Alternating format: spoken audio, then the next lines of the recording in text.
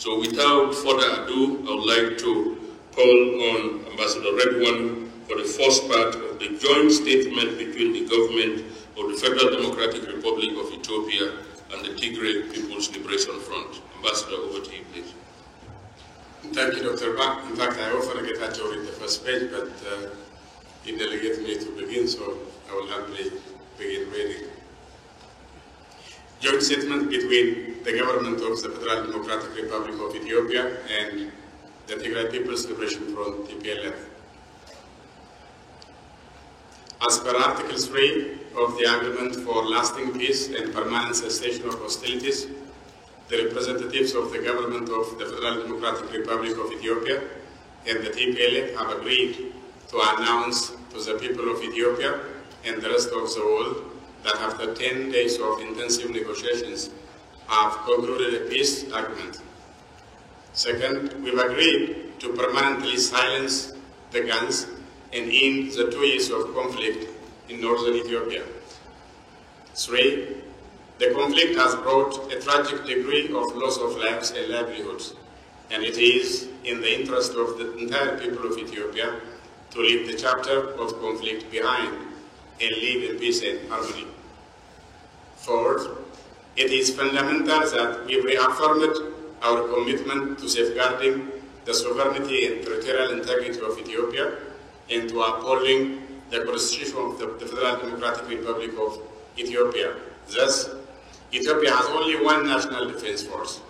We've also agreed on a detailed program of disarmament, demobilization, and reintegration for the TPLF combatants, taking into account the security situation on the ground.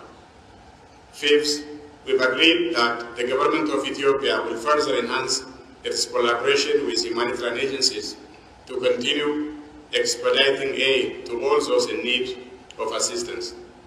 Sixth, we've agreed to implement transitional measures that include the restoration of constitutional order in the Tigray region, a framework for the settlement of political difference, and a transitional justice policy framework to ensure accountability, truth, reconciliation, and healing.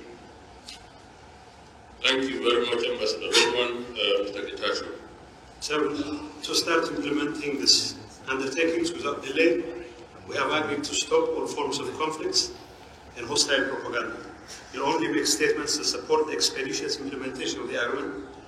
We urge Ethiopians in the country and abroad to support this agreement, stop voices of division and hate, and mobilize their resources for economic recovery and rehabilitation of social bonds. 8, the government of Ethiopia will continue the efforts to restore public services and rebuild the infrastructures of communities affected by the conflict. Students must go to school, farmers and pastoralists to their fields, and public servants to their offices. The agreement requires the support of the public for its smooth implementation. This is a new and hopeful chapter in the history of the country.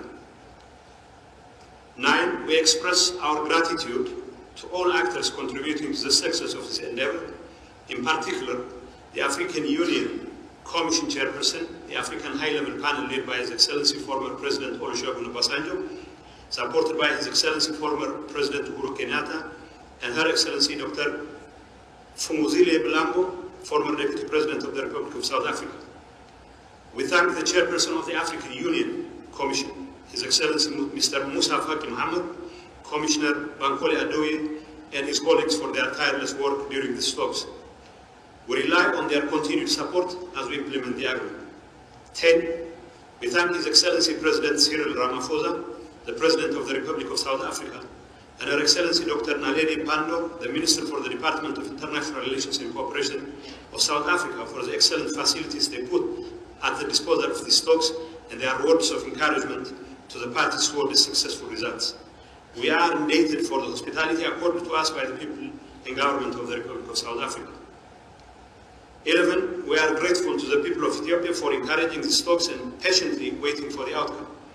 We are confident that they will embrace the results of these talks and ensure their timely implementation. 12, finally, we are confident that friends of Ethiopia and members of the diplomatic community will lend their support in rebuilding infrastructure in affected communities and the economic recovery of the country. We call on all types of media outlets to support peace, reconciliation, unity, and prosperity in Ethiopia. Jointly delivered at Pretoria, the Republic of South Africa, 2nd November 2022. Thank you very much, Ambassador Redwan and Getachew.